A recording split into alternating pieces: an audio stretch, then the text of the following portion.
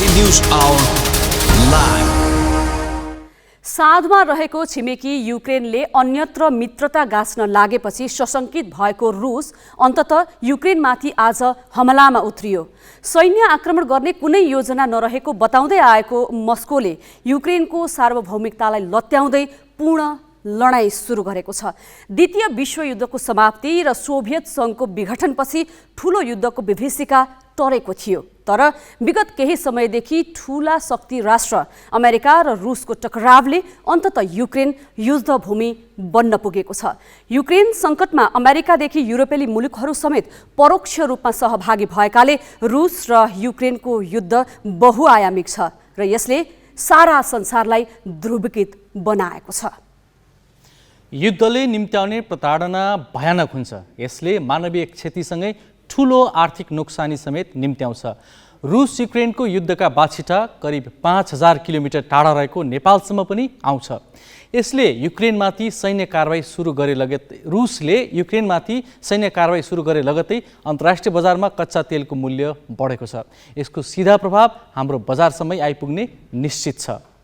Galaxy news आवरमा आज हामीसँग दुई ठूला शक्ति राष्ट्रको टकरावले युद्धभूमि बन्न पुगेको युक्रेन र त्यहाँ रहेका नेपालीको अवस्था सम्बन्धी विशेष सामग्री छन्।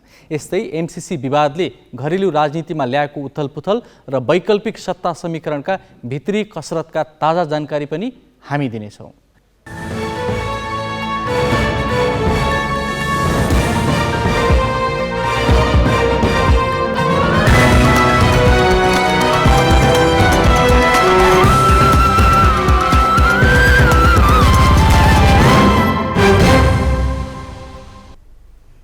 नमस्कार, यो हो ग्यालेक्सी न्युज आवर। अब हेडलाइन्स।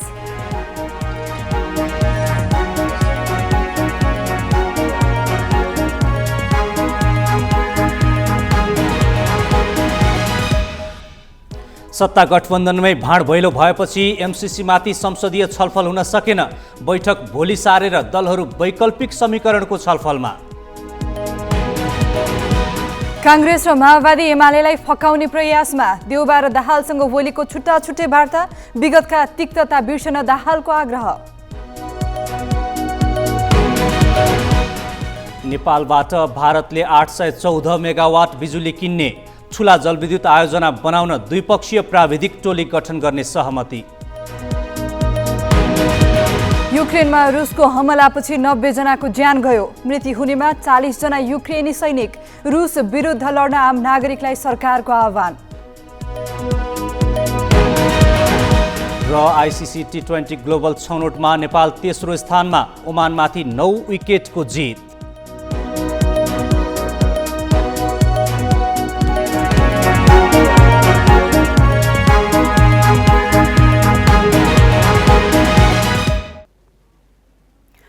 प्रतिनिधि सभाको आजका लागि तय बैठकमा एमसीसी सम्झौतामाथि छलफल गराउने सम्भावित कार्यसूची बुधबार नै सार्वजनिक गरिएको थियो। तर आज बैठक नै बस्न सकेन।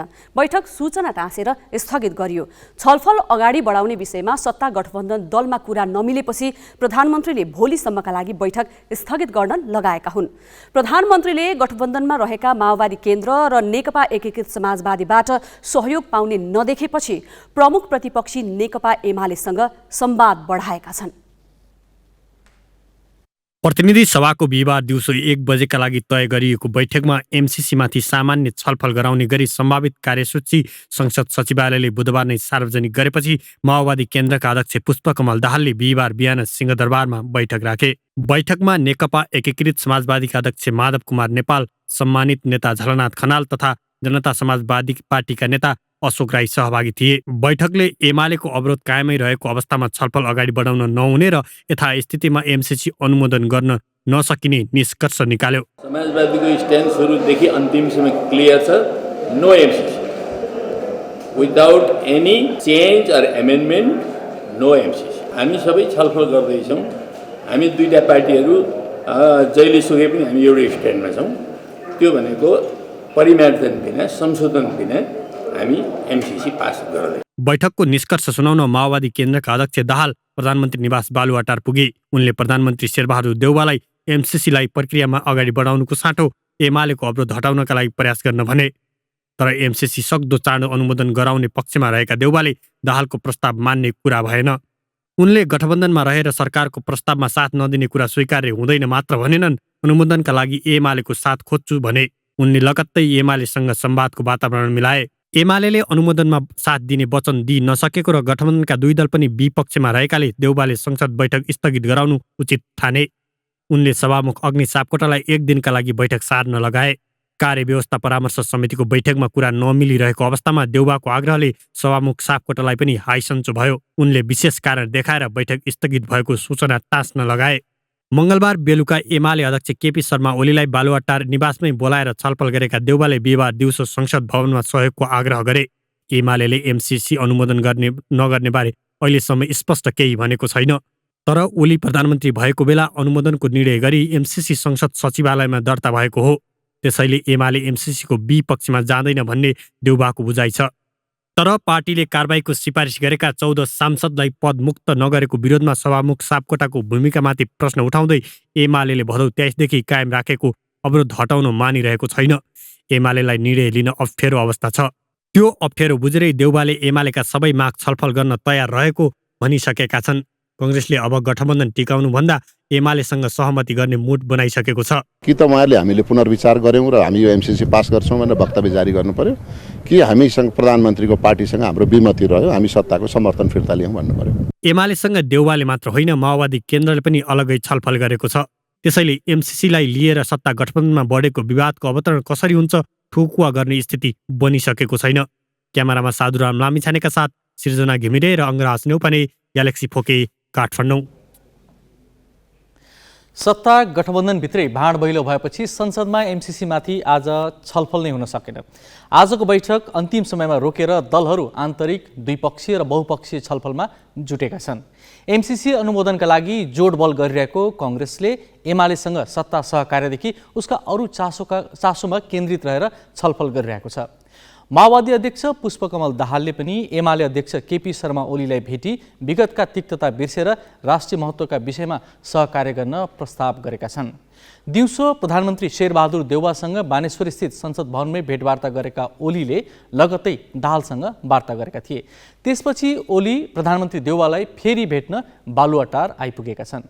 दिनभरिका यी भेटघाट र छलफललाई नजिकबाट नियालिरहेकी ग्यालेक्सी राजनीतिक संवाददाता सृजना घिमिरे अहिले बालुवाटारबाट प्रत्यक्ष सम्पर्कमा छिन्। सृजना, नेताहरूका कुरा सुन्दा मौजुदा सत्ता गठबन्धन त नटिक्ने नै देखियो। यस्तो अवस्थामा वैकल्पिक समीकरणका प्रयास के कसरी भइरहेका छन्? पक्कै पनि अझै चाहिँ यहाँले भने जस्तै जसरी एमसीसीको विषयलाई लिएर सत्ता गठबन्धनभित्र कुरा मिलिरहेको अवस्था छैन र कांग्रेस कुनै पनि हालतमा एमसीसी अगाडि बढाउनै चाहिरहेको यो अवस्थामा मौजुदा गठबन्धन कहिलेसम्म टिक्ने, कहिलेसम्म रहिरहने भन्ने एउटा प्रश्न चिन्ह खडा भएको छ। र यो विषय गरिरहँदाखेरि कांग्रेसले त अब गठबन्धन टिक्न सक्दैन, अगाडि बढ्न सक्दैन, हामी सँगसँगै हिँडिरहन सक्दैनौँ भनेर पनि सार्वजनिक रूपमा भनिसकेको अवस्था छ। यो हिसाबमा चाहिँ अब आज दिनभरिको घटनाक्रम अघि यहाँले पनि अलिकति भन्नुभयो, आज दिनभरि जे जसरी छलफल वार्ताहरू तीव्र रूपमा भइरहेको छ, अहिले बालुवाटारमा पनि नेकपा एमालेका तर्फबाट र कांग्रेसका तर्फबाट नेताहरू छलफलमा छन्। यसले गर्दाखेरि चाहिँ वर्तमान सत्ता गठबन्धनभित्रको यो समीकरणमा केही फेरबदल आउन सक्ने सम्भावना बढेर गएको छ र यी हुँदा पनि केही शर्तहरू भने दुवै पक्षबाट निभाउनु पर्ने अथवा भनौँ दुवै तर्फबाट केही न केही शर्तहरू पुरा हुनुपर्ने शर्तहरू, अडानहरू भने अगाडि राखिएको अवस्था छ। र सँगसँगै आज माओवादी केन्द्रले पनि पहिलो पटक एमाले अध्यक्ष ओलीसँग वार्ता गरेको छ। पहिला एमाले अध्यक्ष ओली र माओवादी केन्द्रका अध्यक्ष पुष्पकमल दाहाल बीच 1-to-1 वार्ता भएको थियो। यो प्रतिनिधि सभा पहिलो पटक विघटन भएको 1 दिन अगाडि पुस 4 गते 2077 साल पुस 4 गते उनीहरू बीच 1-to-1 भेटवार्ता भएको थियो खुमलटारमा। त्यसपछि आज पहिला 1-to-1 भेटवार्ता भएको थियो। एक्लै भेटेका उनीहरूले केही विषयमा छलफल गरेका छन् र त्यसमा एमालेका तर्फबाट केही शर्तहरू अगाडि सारिएको भन्ने जानकारी हामीले पाएका छौँ। त्यसमा माओवादी केन्द्रका तर्फबाट अध्यक्ष दाहालले आफ्ना नेताहरूसँग पनि छलफल गरेर यस विषयमा थप कुराकानी गर्ने भन्ने जानकारी अथवा जवाफ ओलीलाई फर्काएपछिको यो अवस्थामा अहिले भने विशेष गरी कांग्रेस र एमसीसीलाई लिएर एमाले जुन पोजिसनमा छन् यिनीहरू बीच चाहिँ अलिक कुरा मिल्ने जस्तो अवस्था देखिएको छ। अजयजी, सृजनाजी, तपाईँले कङ्ग्रेस र एमाले बीच कुरा मिल्ला जस्तो भन्नुभयो। यो समीकरणको सम्भावना यदि बलियो देखिन्छ भने समग्र रूपमा चाहिँ यसले चाहिँ भोलि एमसिसीमा को अनुमोदन गर्नलाई संसदमा यसले कुन खालको समीकरण खडा हुन सक्छ? यो विषय गरिरहँदा अजयजी अब उनीहरू बीच एमसिसीलाई लिएर जसरी राष्ट्रिय राजनीति तातिरहेको अवस्थामा एमसिसीलाई सदनमा अगाडि बढाउने कुरामा एमाले र कङ्ग्रेस जसरी अहिले एक ढिक्का जस्तो देखिन्छ अथवा एक मत देखिन्छ, उनीहरूको मत एउटै देखिन्छ, खुलेर नभने पनि अगाडि बढाउँदा हुन्छ भनेर। तर सँगसँगै एमालेका केही शर्तहरू पनि छन् जसलाई लिएर चाहिँ अब त्यो कहिले पुरा हुन्छ भन्ने कुराले पनि गठबन्धन तत्कालै भत्किने हो अथवा होइन भन्ने कुराको पनि निर्क्युल गर्छ। तर संसदको समीकरण हेर्दाखेरि चाहिँ एमसिसी अनुमोदन गर्ने सम्बन्धमा एमाले गठबन्धनका घटकहरू सरकारबाट बाहिरिएको अवस्थामा एमाले कङ्ग्रेसलाई जुन अल्पमतको सरकारले केही प्रस्तावहरू लान सक्दैन, पारित गर्न सक्दैन भन्ने अवस्थासम्म उसले समर्थन दिन सक्ने र साथ दिन सक्ने अवस्था त बन्न सक्छ। तर तत्कालको लागि केन्द्रीय सरकारमा एमाले आफै जान्छ भन्ने सम्भावना चाहिँ निकै कम छ, किनभने उसले देउबा नेतृत्वको सरकारमा आफू गएर आगामी चुनावहरूमा आफू अनुकूल भाग लिनलाई वर्तमान परिप्रेक्ष्यमा मिल्दैन भनेर नेताहरूले भनिरहेका छन्। किनभने नेपाली राष्ट्रिय राजनीतिमा जे जस्तो भए पनि कङ्ग्रेसले एमालेलाई र एमाले कङ्ग्रेसलाई नै आफ्नो प्रतिस्पर्धी देखिरहेको अवस्थामा प्रदेश सरकारहरूमा चाहिँ एउटा एक प्रकारको समीकरण अथवा भनौँ यो भागभण्डाको विषय मिल्न सक्ने अवस्था देखिएको छ। आज दिनभरिमा नेताहरूले त्यो तर्फबाट पनि छलफल गरिरहेको भन्ने जानकारी हामीले पाएका छौँ। तर केन्द्रीय सरकारमा भने सत्ता पक्षको बेन्चमा एमाले सरे पनि केन्द्रीय सरकारको हिस्सेदारी भने उसले तत्काल बन्न चाहिरहेको अवस्था छैन र यसका पछाडि उनका अनेकन शर्त र अनेकन कारण पनि उसले अगाडि सारेको छ। दलहरू बीच अहिले बहुपक्षीय द्विपक्षीय कुराकानीहरू जारी छ, संवादहरू जारी छन्। खासमा कङ्ग्रेस र एमाले र अरू वाम घटक बीच के कुरामा लेनदेन मिल्ने सम्भावना देखिन्छ? पक्कै पनि अब कङ्ग्रेस र एमालेको हकमा त विशेष गरी एमसिसीलाई लिएर नै उनीहरू एक हुने अवस्था बनेको छ। किनभने बढ्दो अमेरिकी दबावले र प्रमुख प्रतिपक्षी नेकपा एमाले जो फेरि पनि म सत्तामा जान्छु भनेर भनिरहेको छ, उसले अमेरिकालाई पनि चिड्याउन चाहिरहेको देखिँदैन र अमेरिकाका तर्फबाट पनि अमेरिकी राजदूत पनि निरन्तर ओलीसँगको संवादमा रहिरहेको वर्तमान परिप्रेक्ष्यमा चाहिँ एमसिसी जसलाई एमाले आफैले संसदमा दर्ता गराएको थियो, यसलाई लिएर पनि एमाले र कङ्ग्रेस मिलिरहेको अवस्था देखिन्छ। तर विगतलाई फर्केर हेर्ने हो भने विगतमा वाम गठबन्धनहरू चुनावी तालमेल गरेर अगाडि बढिरहेको यो अवस्थामा नेकपा माओवादी केन्द्र र नेकपा एमाले पनि एक नहोलान् भन्न सक्ने अवस्था छैन। यद्यपि एकीकृत समाजवादीको कुरा अलिक फरक भयो, उसँग अब एमाले आफ्नो प्रतिष्ठाको विषय पनि बनाएको छ। तर माओवादी केन्द्र र नेकपा एमाले मिल्न सक्ने मिलनबिन्दु भने केही हदसम्म केही शर्तहरू छन् जसलाई एमाले त्यो पुरा भएको खण्डमा चाहिँ हामी मिल्न सक्ने आधार बन्न सक्छ र त्यहाँबाट हामी केही अगाडि बढ्न सक्छौँ भनेर भनिरहेको छ। जस्तै अब आफूले कारबाही गरेका 14 सांसदहरूको पदमुक्त हुने विषयलाई सभामुखले अगाडि बढाउनु पर्यो, सभामुखको राजीनामाको विषय लगायत केही विषयहरू छन् जसलाई माओवादीले अथवा गर्नु पर्यो। उनी थिइन् हाम्रा राजनीतिक संवाददाता सृजना घिमिरे। सरकारले एमसिसी सम्झौता सदनबाट अनुमोदन गराउने प्रक्रिया अघि बढाएपछि गत आइतबारबाट नै सडकमा आन्दोलन सुरु भएको थियो। आज पनि विभिन्न राजनीतिक दल र दल सम्बद्ध भातृ सङ्गठनले दिनभर जसो सडकमा प्रदर्शन गरे। प्रदर्शनमा उनीहरूले एमसिसीको मात्र होइन सरकार र सांसदको समेत विरोध गर्न भ्याए। निकै विवादित बनेको अमेरिकी सहायता सम्बन्धी सम्झौता एमसिसी संसदीय प्रक्रियाको निर्णायक बिन्दुमा पुग्दा सडक केही दिनदेखि नै तनावग्रस्त छ। बिहिबार संसदीय छलफलको कार्यसूची भएकाले प्रदर्शन नियन्त्रण बाहिर जान सक्ने आङ्कलन सुरक्षा संयन्त्रले गरेको थियो। त्यसैले बानेश्वर संसद भवन बाहिर सुरक्षाकर्मीको तैनाथी बाक्लो बनाइएको थियो।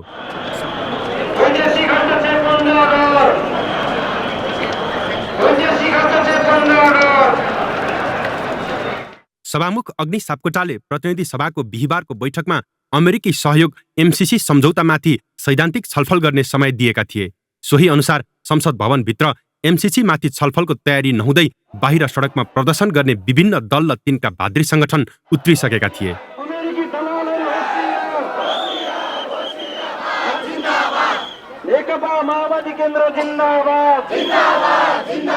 नेपाल मजदुर किसान पार्टी, नेकपा माले लगायतका दलले बानेश्वर स्थित यातायात व्यवस्था विभागको कार्यालय अगाडि कोण सभा गरे।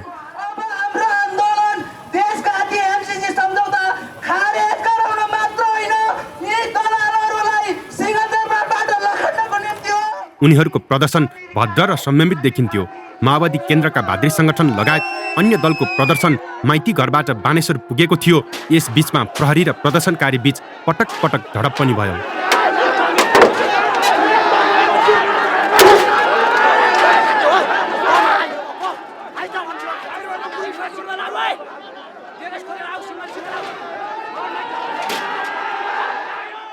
प्रदर्शनकारीले प्रहरीलाई ढुङ्गा हान्न पछि परेनन् भने प्रहरीले पनि दर्जनौं सेल अश्रु ग्यास प्रहार गर्नुका साथै पटक पटक लाठीचार्ज समेत गर्यो।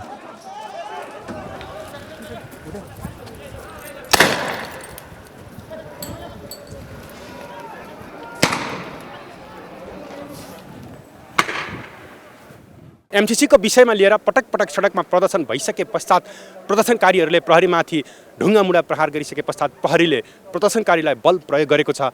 बानेश्वरदेखि तिनकुने र त्यसै गरी माइतीघरसम्मको सडक खण्ड यतिखेर अस्तव्यस्त बनेको छ भने अहिले पृष्ठभूमिमा देख्न सक्नुहुन्छ प्रहरी र प्रदर्शनकारीहरू बीचको झडप निरन्तर भइरहेको छ। एमसीसी विरुद्धको बिहिबारको प्रदर्शनमा उत्रिएका 13 जनालाई प्रहरीले नियन्त्रणमा लिएको छ। 1 जना पत्रकार सहित 4 जना घाइते भएका छन्। क्यामेरामा सुशील बास्कोटाका साथमा सहकर्मी बासु खड्का र मिलन बुढाथोकी, ग्यालेक्सी फोके, काठमाडौँ। बिहिबार संसदमा एमसीसी सम्झौताबारे छलफल गर्ने कार्यसूची थियो, जुन अघिल्लै दिन तय भएको थियो। यद्यपि राजनैतिक खिचातानीले बैठक बस्न सकेन। तर सम्झौताको प्रमुख दायित्व लिनुपर्ने अर्थमन्त्री जनार्दन शर्मा भने पर्वतमा स्काई क्याफेमा अमलेट खाँदै थिए। काठमाडौँको राजनीतिक सरगर्मी र सडकमा उर्लेको यो ध्वनिले अर्थमन्त्रीलाई छोएको देखिएन। उनी काठमाडौँदेखि झन्डै 300 किलोमिटर टाढा पर्वतको कुस्मामा पत्नीसहित स्काई क्याफेमा खाजा खाँदैछन्। झोलुङ्गे पुल बनाउन प्रयोग गरिने फलामे लट्ठामा बेन्च झुन्ड्याएर सञ्चालन गरेको क्याफेमा मन्त्री रमाइरहेका छन्। गएको आइतबार एमसीसी सम्झौता सदनमा छलफलका लागि प्रस्तुत गर्नुपर्ने बेला पनि उनले आफू बिरामी भएको जनाउँदै संसद छलेका थिए। एमसीसी बारे सदनमा बहस हुँदा संसद नै छलेर बस्ने उनको यो शैलीमा धेरैले प्रश्न उठाएका छन्। एमसीसी बहसमा अर्थमन्त्रीको सबैभन्दा महत्त्वपूर्ण भूमिका रहन्छ, किनभने यो सम्झौता गर्ने विभागीय मन्त्रालय नै यही हो। त्यसैले अर्थमन्त्रीले नै सदनमा टेबल गर्नुपर्ने थियो। उनले अटेर गरेपछि प्रधानमन्त्री देउवाले सञ्चार मन्त्री ज्ञानेन्द्र बहादुर कार्कीलाई प्रस्ताव टेबल गर्न लगाए। बिहिबार पनि उनले नै छलफलका लागि सदनमा प्रस्तुत गर्ने कार्यसूची तय भएको थियो। त्यसको व्यवस्था गर्दै मन्त्री शर्मा पर्वत पुगेपछि मूलतः 2वटा प्रश्न उठेका छन्। 1. मन्त्रीले चाहेका काम गर्ने, नचाहेका काममा प्रधानमन्त्रीकै निर्देशन पनि अवज्ञा गर्ने, तर सरकारमा भने झुन्डिरहने प्रवृत्ति। प्रधानमन्त्रीय प्रणालीमा प्रधानमन्त्रीकै विरुद्ध उभिने तर मन्त्रीको जागिर जोगाइरहने प्रवृत्तिलाई स्वाभाविक मानिँदैन। त्योभन्दा महत्त्वपूर्ण कुरा चाहिँ अर्थ मन्त्रालयको अविच्छिन्नता हो। एमसीसीका सन्दर्भमा सुरुदेखि नै सबै सम्झौता अर्थ मन्त्रालयले गर्दै आएको छ। भू राजनीति र परराष्ट्र मामिला समेत आकर्षित हुने यस्तो सम्झौतामा सुरुदेखि नै आफूलाई पाखा लगाइएको भनेर परराष्ट्र मन्त्रालय मौन प्राय छ। यस्तो बेला अर्थ मन्त्रालयकै अग्रसरतामा अघि बढाइएको यो सम्झौता सदनमा छलफल गराउँदा सम्बन्धित मन्त्री जवाफदेही नहुनु अराजकताकै नमुना हो। एमसीसी सम्झौताबारे राजनीतिक रस्साकस्सी चलिरहँदा यसको भविष्यमाथि प्रश्न चिन्ह खडा भइरहेको छ।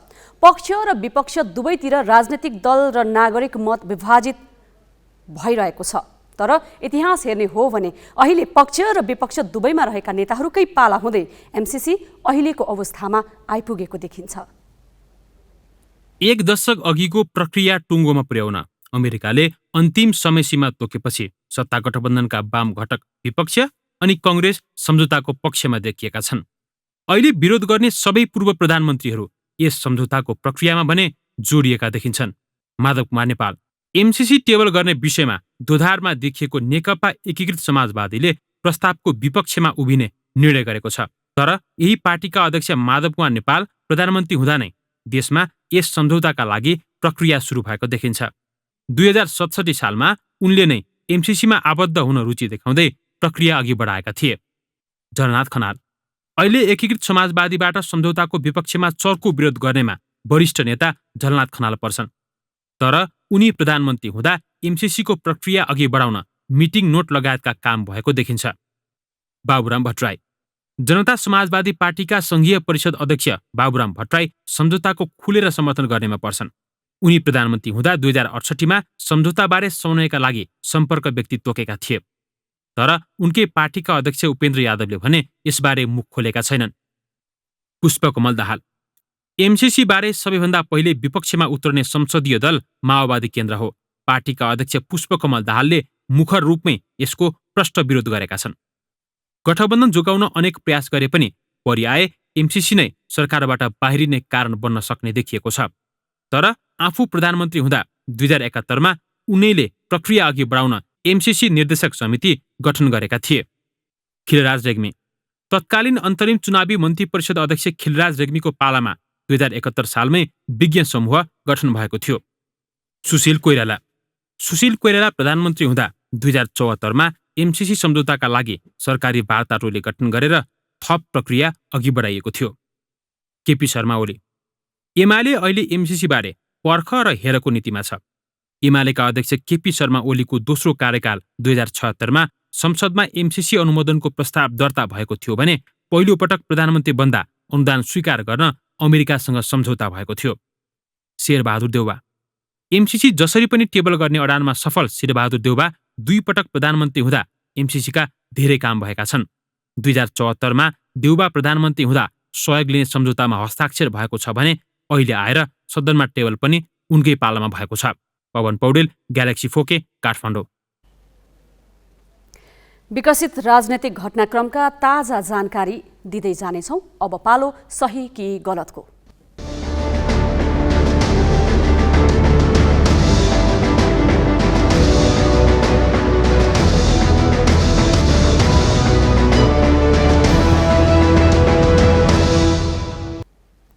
सही कि गलतमा हिजो हामीले सोधेको प्रश्न थियो, घोषित विकास परियोजना सम्पन्न नगर्दै वैदेशिक ऋण थपै गर्ने सरकारी प्रवृत्ति कस्तो लाग्छ?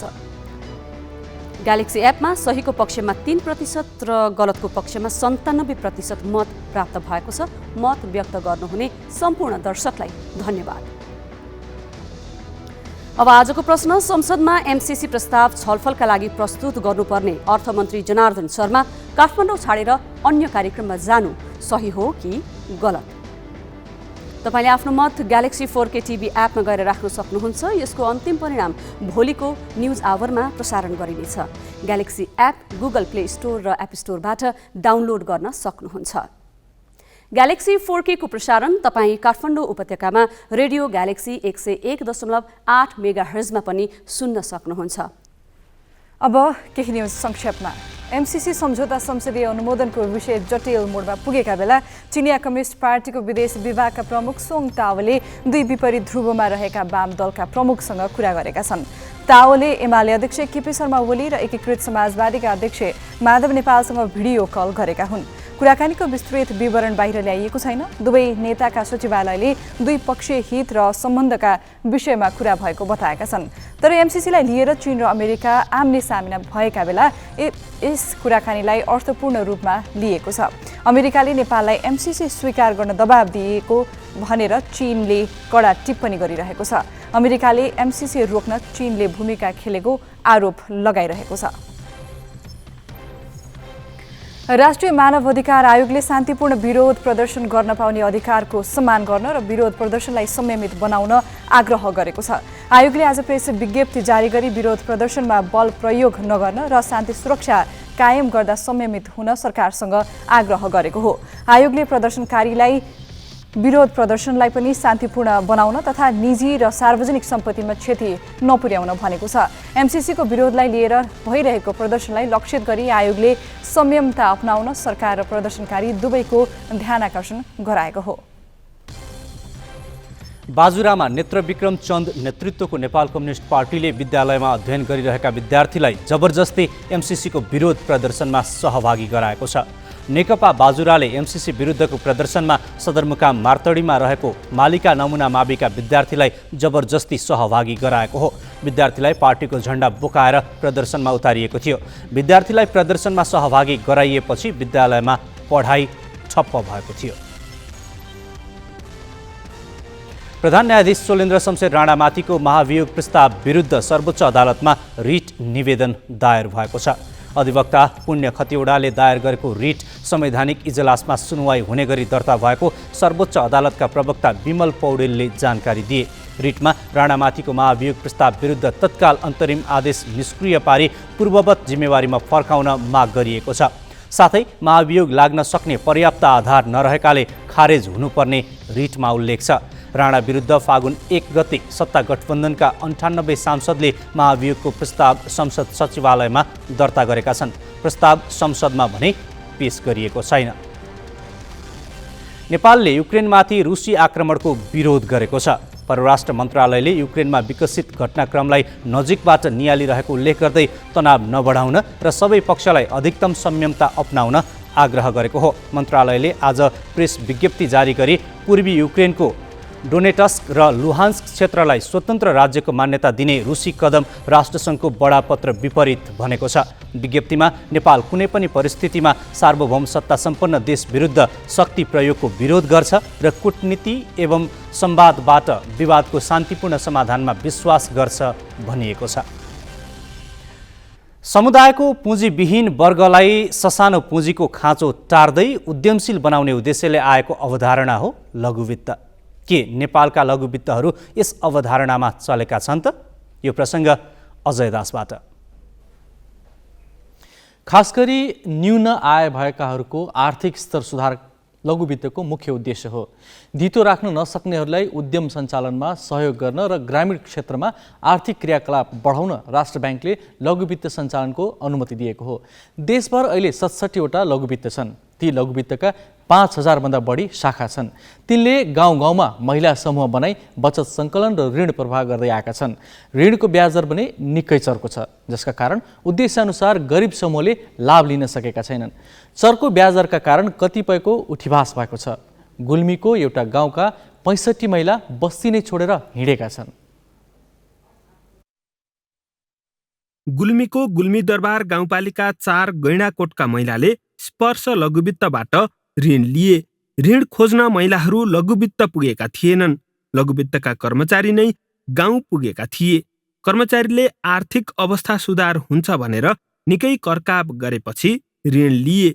लघुवित्तले महिलाहरूलाई ऋण लिन सिकाए, तर उद्यम सञ्चालन गरे नगरेको वास्ता गरेनन्। उसले किस्ता असुलीका लागि ताकेता गर्यो। महिलाहरूसँग तिर्ने आधार थिएन। लघुवित्तको ताकेताले महिलाहरू गाउँमा बस्नै नसक्ने अवस्था आयो।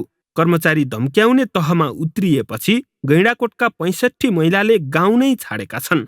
कोही बुटवल, कोही चितवन त कोही नेपालगञ्ज पुगेका छन्। अहिले भोलिपछि दिन्छौँ भन्दा पनि उहाँले मान्नुहुन्न। अब आजको भोलि पर्सि आएको ढाड नटेक्नुहुन्छ। अब दिउँसो अब अझै तपाईँ जहाँ जानुहुन्छ उहीँ जान्छु, जहाँ जानु पुग्नुहुन्छ उहीँ पुग्छौँ। हामी त के अरे उस हो कालो अँड्यालो हामी त जहाँ के पानी मुनि गयो भने छोडिदिनौँ तपाईँहरूलाई ऋण ल्याउनको लागि भनेर भन्नुहुन्छ। गैँडाकोटका महिलालाई ऋण दिने स्पर्श लघुवित्त अहिले अस्तित्वमा छैन। त्यो लघुवित्त ग्लोबल आयामी लघुवित्तमा मर्ज भएको छ। सुरुमा अनेक आशा देखाएर ऋण दिने र पछि असुलीका लागि दबाब दिने लघुवित्त अरू पनि छन्। गाउँपालिकामा आधा दर्जन लघुवित्तले वित्तीय गतिविधि गर्दै आएका छन्। सस्तो ब्याज दरमा बचत सङ्कलन गरी महँगोमा ऋण दिँदै आएका लघुवित्तले ऋण उठाउनका लागि धम्क्याउने गरेको गाउँमै रहेका अरू महिलाहरूको गुनासो छ। ऋण लिएर होइन छैन भन्ने थिएन। हामीले भन्दाखेरि अब ल्याउँदाखेरि कराएर अनिखेरि सूर्यले उस्तै करायो त मोरे लिला हुन्छ त मोरे आनन्दी हुन्छ किन बाँच्छ। हामीले ऋण लेखौँ त छोराछोरी र बा आमालाई किन टर्चर दिने? त्यो हो के? त्यो हो। हामीले होइन हामीले तिर्दिनौँ भनेखेन तिर्छौँ, तर हामीलाई सजिलो। हाम्रो आज पैसा छैन भने त भोलि त हुन्छ नि। कोहीबाट आउने ठाउँबाट नि ल मैले भोलि दिन्छु भनेपछि भोलि दिन अब किन डर नटेक्न परेछ र? लघुवित्तले आफ्नो मुनाफाका लागि माग्नै नगर्नेहरूलाई समेत ऋणको भारी बोकाएका छन्। ऋण चाहनेलाई पनि उनीहरूले मागे भन्दा धेरै दिएको पाइएको छ। त्यही कारण गाउँ छाडेका 65 महिलाले तिर्नुपर्ने ऋण करिब 1 करोड रुपियाँ पुगेको छ। लघुवित्तबाट लिएको ऋण महिलाहरूले कृषि र पशुपालनमा लगानी गरेका छन्, तर 15% ब्याज दर र थप 2% सेवा शुल्कको तुलनामा आम्दानी कम छ। लघुवित्तले आय आर्जनतिर भने मतलब गर्ने गरेका छैनन्। उनीहरूको ध्यान ऋण असुलीमा मात्र छ। ऋण तिर्ने प्रतिबद्धता जनाउँदा पनि लघुवित्तका कर्मचारीले नमानेपछि कतिपय महिला लुक्नुपर्ने स्थिति छ। अझाल त हेर्नुहोस्, ऋणले हामी विपत्ता भइयो। हामी घरमै बस्न नसकिने भएछ। हेर्नुहोस्, दिदी बहिनी त लुक्ने, कता वनतिर जाने, घरमै नआउने, त्यस्तो गरेर क्या हामीलाई त दिनै जान्छ क्या हाम्रो घर त। लघुवित्तका कर्मचारी पशु चौपाया नै फुकाएर लैजाने तहमा उत्रिएपछि गैंडाकोटवासीले सङ्घर्ष समिति गठन गरेका छन्। समितिले लघुवित्तको दबावबारे गाउँपालिकाका प्रमुख प्रशासकीय अधिकृत मार्फत नेपाल राष्ट्र बैंक र प्रधानमन्त्रीको ध्यानाकर्षण गराएको छ। महिलाहरूलाई चाहिँ सङ्गठित गर्दै गए, चेतनाको विकास हुन्छ, नमस्कार गर्न सिकाउने आदि इत्यादि गरे। तर त्यो नमस्कार ऋण खानको लागि मात्रै प्रयोग गरिदियो उनीहरूले। आम रूपमा लघु उत्पादन क्षेत्रमा उत्पादन हेरेर कुन ठाउँमा लगानी लाछ सदस्यले भन्ने कुराको ख्यालै नगरी एउटा चाहिँ 15-20% त्यो ब्याज असुली गर्नको लागि र सेवा शुल्क असुली गर्नको लागि मात्रै उहाँ लघुवित्त संस्थाहरू गाउँमा लागेको कारणले अहिले भयावह अवस्था छ। 65 महिलाले गाउँ नै छाडेको र लघुवित्तबाट अरू पनि आतंकित भएको गुनासोपछि यस विषयमा स्थानीय प्रशासनले चासो देखाएको छ।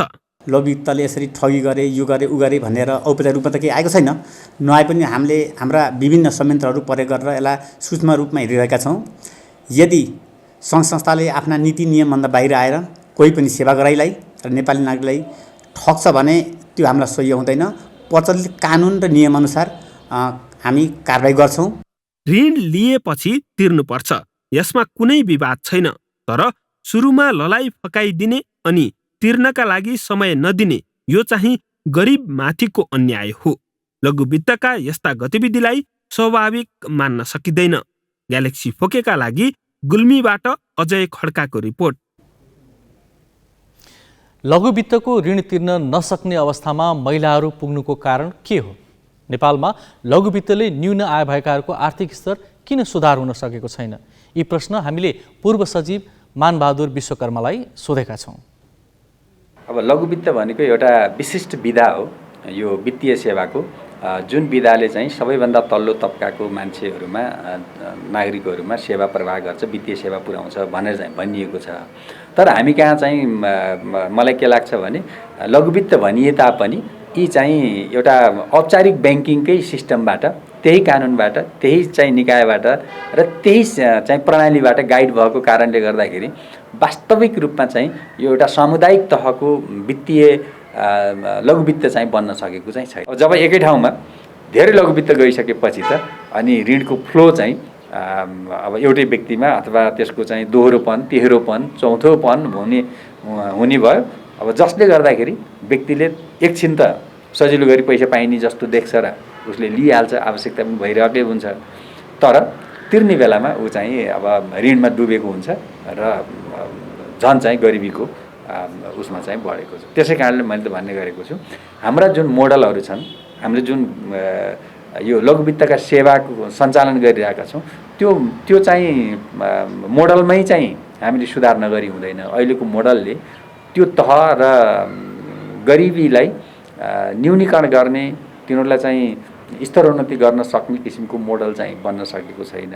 वास्तवमै लघुवित्तका आवश्यकता भएका व्यक्तिहरूको संलग्नताले यो लघुवित्त सञ्चालन गरिएको भन्दा पनि यसलाई एउटा व्यावसायिक हिसाबले, लगानीकर्ताको हिसाबले र धेरै त चाहिँ पूर्व ब्याङ्कर्सहरूले एउटा ब्याङ्किङ अभ्यास गर्ने थलोको रूपमा यसलाई चाहिँ प्रवर्धन गरेको हुनाले पनि यसको साँच्चै सामूहिकताको चाहिँ सिद्धान्त अनुरूप सञ्चालन हुन सकेका छैन।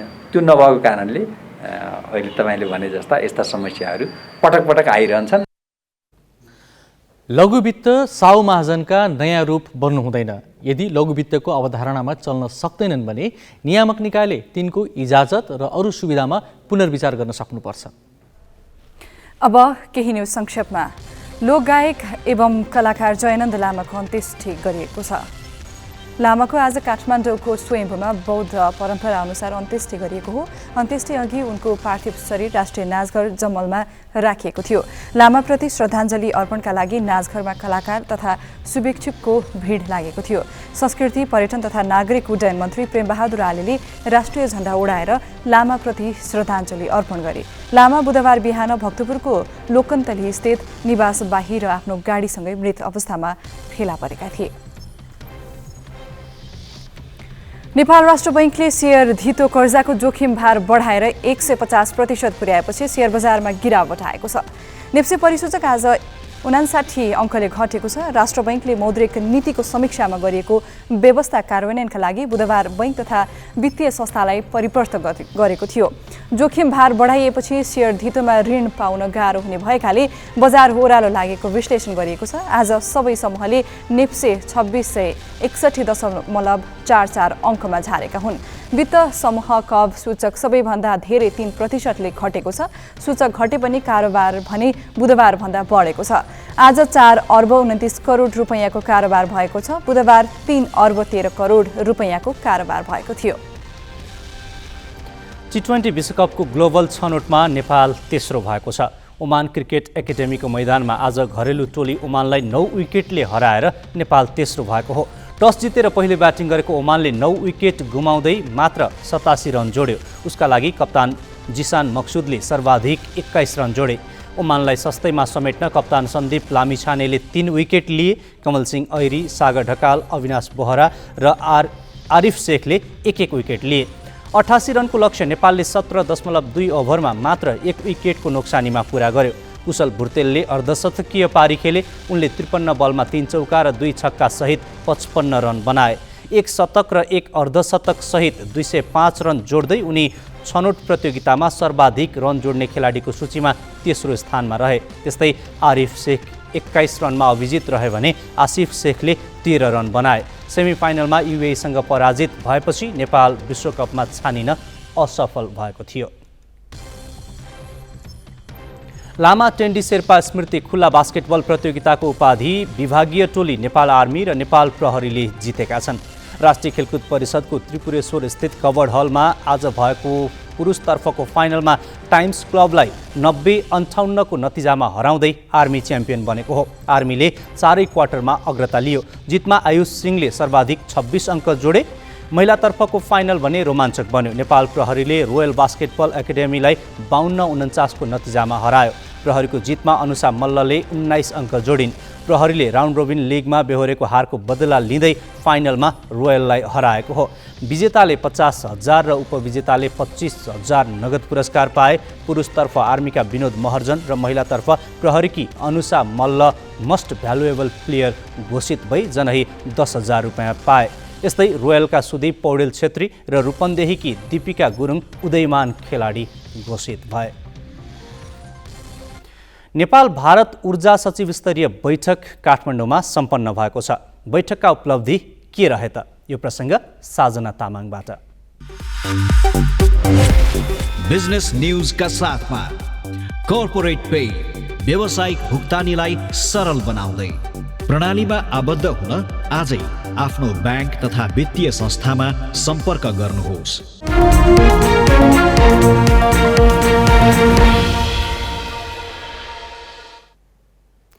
भारतले नेपालमा बर्खायाममा खेर गइरहेको बिजुली खरिद गर्न सैद्धान्तिक सहमति जनाएको छ। नेपाल भारत सचिव स्तरीय संयुक्त निर्देशक समिति बैठकमा 814 मेगावाट क्षमताका आयोजनाबाट उत्पादित विद्युत किन्न भारतीय पक्ष सहमत भएको हो।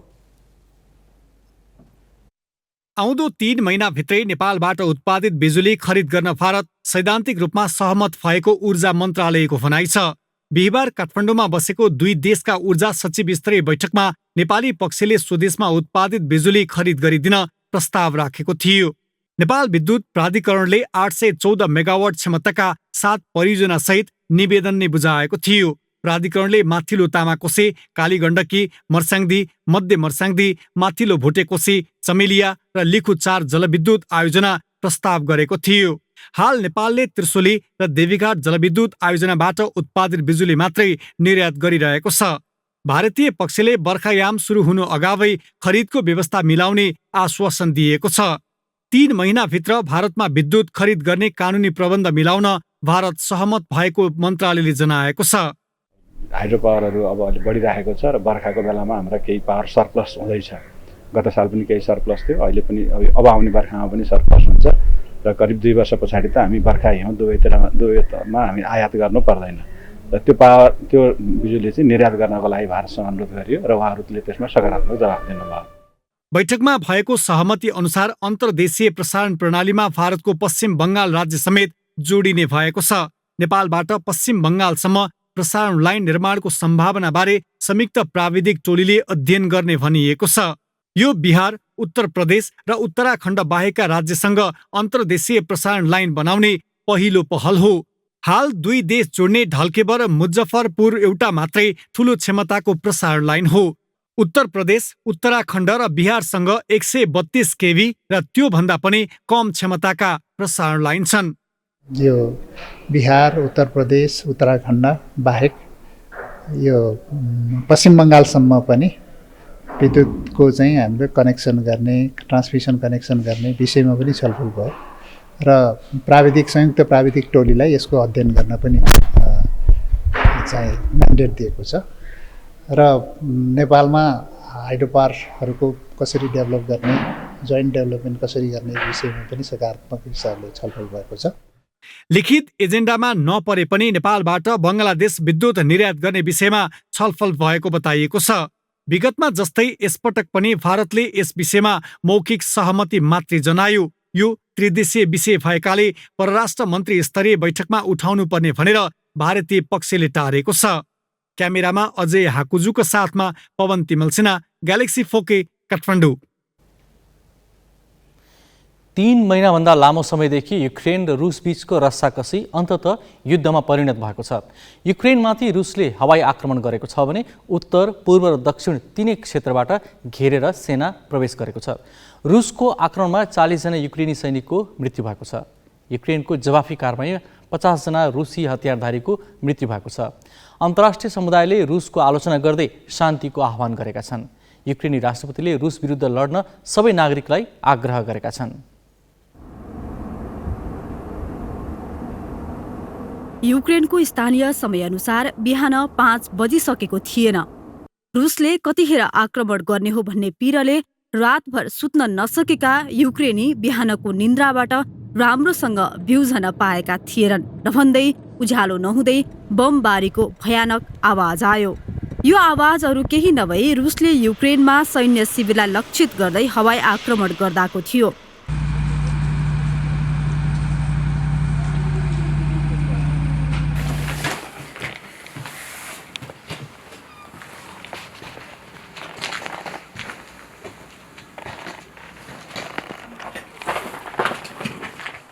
यो सामग्री तयार गर्दासम्म रुसको आक्रमणमा 40 सैनिकको मृत्यु भइसकेको छ।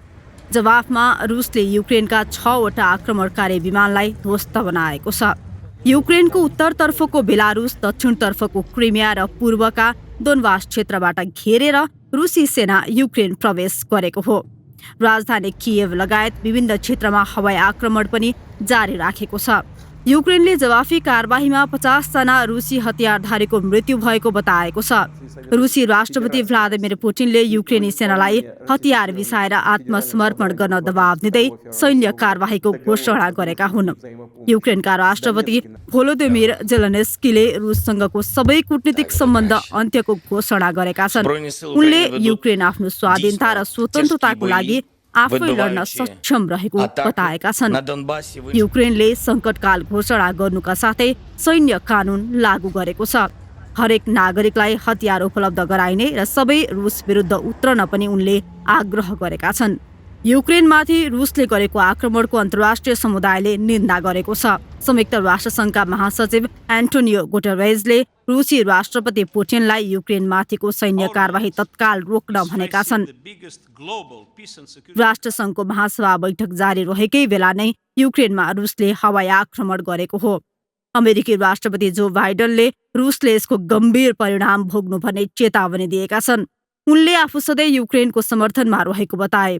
जर्मन चान्सलर आलोफ स्क्लोज, बेलायतका प्रधानमन्त्री बोरिस जोन्सन, फ्रान्सका राष्ट्रपति इमानुएल माक्रो लगायतले रुसले रक्तपातको बाटो नत्यागे अन्तर्राष्ट्रिय समुदाय एक भएर कारबाही अघि बढाउने चेतावनी दिएका छन्। युरोपेली संघले पनि रुसमाथि थप प्रतिबन्धको चेतावनी दिएको छ।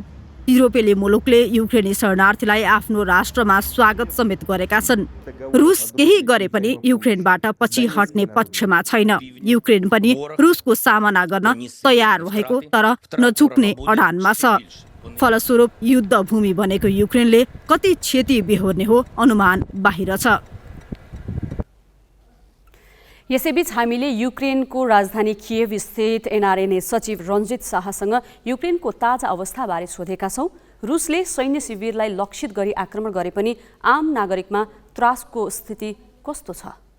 त प्यानिक थिएन, तर आज चाहिँ अलिकति मान्छेहरू प्यानिकमा आए र थुप्रै मान्छेहरू कियेभ छोडेर युरोप जाने जुन हाइवे छ उतातिर लागिरहेछन्। खासै भन्यो भने अहिलेसम्म कुनै सिटिजनहरू बसेको ठाउँमा चाहिँ हमला भएको चाहिँ खबर छैन। त यस्तो सिचुएसन बढिरहेछ। हामी पनि अलिकति असमञ्जसमा छौँ र वरि पनि गरिरहेछौँ। अर्को कुरा चाहिँ मैले धेरै फोन कलहरू पनि रिसिभ गरेँ हाम्रो युक्रेनमा बस्ने नेपाली भाइहरूको, र सबैलाई मैले यही भनेको छु कि जो जहाँ छन् अलि बसोस् यहाँ र अहिले धेरै प्यानिक गर्नु भएन।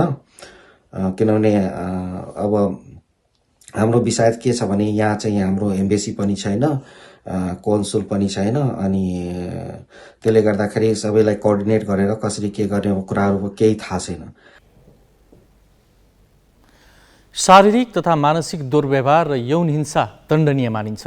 कानुनमा दण्डको व्यवस्था भए पनि कतिपय घटना डर र सामाजिक प्रतिष्ठाका कारण बाहिर ल्याइँदैन। कतिपय घटना मिलापत्र गरेर थामथुम पारिन्छ। तर एक किशोरी भने आफूमाथि भएको यौन हिंसाको घटनाका दोषीलाई कारबाही दिलाउनका लागि प्रहरीमा पुगेकी छन्। किशोरीले कारबाहीको माग गरेका व्यक्ति हुन् अभिनेता पूर्ण विक्रम उर्फ पल शाह। प्रचारमा रमाउने पल आफू विरुद्ध किटानी जाहेरी परेपछि एकाएक फरार भएका छन्। मैले गर्दा प्रेग्नेन्ट भएको है या समस्या छ, एक बच्चा छ, त्यो भयो भने चाहिँ यो कुरा गर्नु हुँदै थियो फेरि होइन, बिहे गर्नु स्वीकार्ने कि नस्वीकार्ने। अब गर्लफ्रेन्ड बोयफ्रेन्डमा अरूको बाहिर हेर्नुहोस्, गर्लफ्रेन्ड बोयफ्रेन्ड यहीँ हाम्रो साथ बुझेँ मैले कि नर्मल हुन्छ कि, तर बुझेँ मैले कि, तर मैले कुरा गर्दैछु कि चाहिँ गर्लफ्रेन्ड बोयफ्रेन्डमा अन्डरस्ट्यान्डिङमा भयो भने होइन, त्यही पनि सबै कुरो थाहा छ कि तिम्रो पनि बारे मेरो बारे तिमीलाई थाहा छ, तिम्रो बारे मलाई सब थाहा छ। अन्डरस्ट्यान्डिङ हिसाबमा हुँदा पनि अब लास्टमा तपाईँले स्वीकार्नै पर्छ, बिहे नै गर्नुपर्छ, म त खत्तम भयो भने चाहिँ मिल्ने। पीडित किशोरी परिवारसहित 1 महिना अघि नै जिल्ला प्रहरी कार्यालय कास्कीमा जाहेरी दर्ता गर्न पुगेकी थिइन्। तर आफ्नो कार्यक्षेत्र नपरेको भनेर कास्की प्रहरीले फर्काइदियो। आफूमाथिको यौन शोषणको घटना बाहिर ल्याउन प्रयास गरेकी किशोरीलाई यता पल र उनका केही सेलिब्रेटी साथी तथा रङ्ग पत्रकारले मिलाप गराउन खोजे। त्यो अडियो पनि सार्वजनिक भयो। किशोरीले घटना सहन सकिनन्। आफूमाथि पटक पटक गरिएको यौन शोषण विरुद्ध 1 महिनापछि अर्थात् बुधबार उनी फेरि प्रहरीमा पुगिन्। जिल्ला प्रहरी कार्यालय तनहुमा दिएको किटानी जाहेरीमा ती किशोरीले पलले गरेको यौन दुर्व्यवहार र बलात्कार सविस्तार उल्लेख गरेकी छन्। किटानी जाहेरीपछि प्रहरीले पलको खोजी सुरु गरेको छ। अहिलेसम्म नियन्त्रणमा हुनुहुन्न। अनुसन्धान भनेपछि अब पक्राउ लगायत थप हामीले जुन कानुनी प्रक्रियाहरू पुरा गरेर कोर्टसम्म पुर्याउनु पर्ने हुन्छ, त्यो चाहिँ हामीले सुरुवात गरिसकेका छौँ। यसलाई कति समय जति लाग्छ? जस्तै यस्तो हुन्छ, यसमा अभियुक्त पक्राउ परेको छ भने हामीले 25 दिनभित्र कोर्टमा उपस्थित गराइसक्नुपर्ने हुन्छ। नत्र भने त्यो घटनाको यो करणी सम्बन्धी कसुरमा चाहिँ 1 वर्षभित्र, घटना भएको 1 वर्षभित्र चाहिँ हामीले कोर्टमा पुर्याइसक्नुपर्छ। 2077 असोज 22मा एक गीतको सुटिङका क्रममा ती किशोरी र पलको भेट भएको थियो। कामका सिलसिलामा उनीहरूको भेट बढ्यो। किशोरीका अनुसार पछिल्लो पटक वैशाख 14 गते साँझ पोखराबाट काठमाडौँ फर्कने क्रममा तनहुँ शुक्ला गण्डकी नगरपालिका दुलेगौडामा शाहले विभिन्न प्रलोभनमा पारेर जबरजस्ती करडी गरे।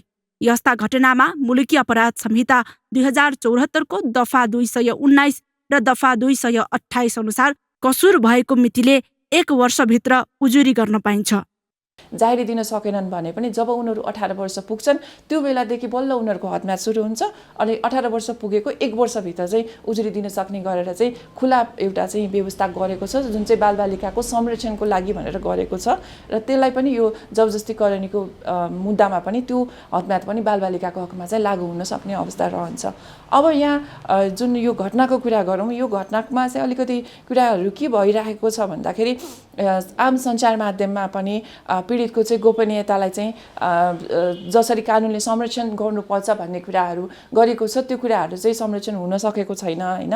गोपनीयताको कुरा किन गरियो भन्दा पीडितको संरक्षणको लागि गरियो। जसरी अहिले त्यो पीडितको नाम चाहिँ खुला भएको कारणले गर्दा सामाजिक सञ्जालमा चाहिँ तथानाम गालीहरू आइरहेको छ, त्यो किन यदि गोपनीय भइदिएको भए सायद त्यो गालीहरू त्यस्तो कुराहरू आउन सक्ने अवस्था रहँदैन थियो। मुलुकी अपराध संहिताले 18 वर्षभन्दा कम उमेरकी बालिकासँग सहमतिमै यौन सम्बन्ध राखे पनि त्यसलाई जबरजस्ती करणी मानेको छ। यस्तो घटनामा दोषीमाथि 10 देखि 12 वर्षसम्म जेल सजाय हुने कानुनी व्यवस्था छ।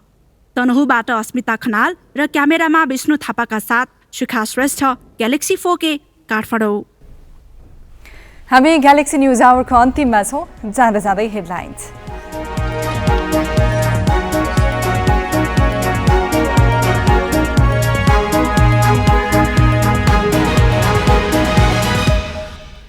सत्ता गठबन्धनमै भाँडभैलो भएपछि एमसीसी माथि संसदीय छलफल हुन सकेन। बैठक भोलि सारेर दलहरू वैकल्पिक समीकरणको छलफलमा। कांग्रेस र माओवादी एमालेलाई फकाउने प्रयासमा, देउबा र दाहालसँग ओलीको छुट्टा छुट्टै वार्ता। विगतका तिक्तता बिर्सन दाहालको आग्रह। नेपालबाट भारतले 814 मेगावाट बिजुली किन्ने, ठूला जलविद्युत आयोजना बनाउन द्विपक्षीय प्राविधिक टोली गठन गर्ने सहमति।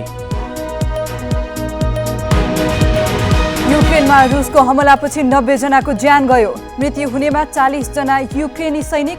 रुस विरुद्ध लड्न आम नागरिकलाई सरकारको आह्वान। आइसिसी T20 ग्लोबल छनौटमा नेपाल तेस्रो स्थानमा, ओमानमाथि 9 विकेटको जित।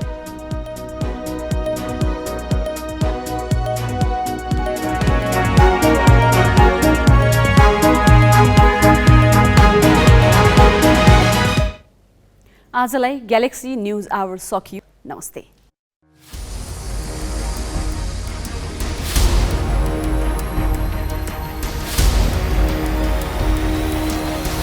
This is Galaxy News Hour Live.